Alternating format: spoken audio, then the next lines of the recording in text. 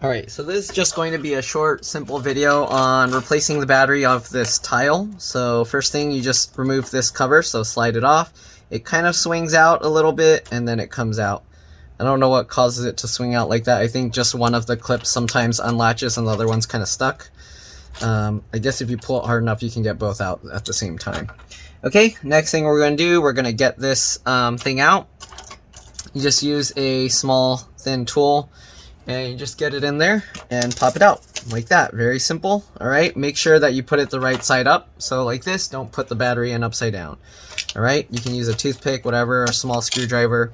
All right, then just get a replacement battery. The battery model, if you're wondering, is CR1632, CR1632. Hopefully you can see that. All right, CR1632.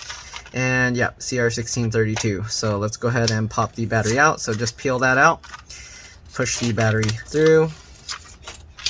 All right, put the battery in just like that. You don't need a specific brand, so you can buy the cheapy ones if you want, and then click it back in, and that's pretty much it. All right, you can hear it. All right, and thanks for watching. Hopefully it helped.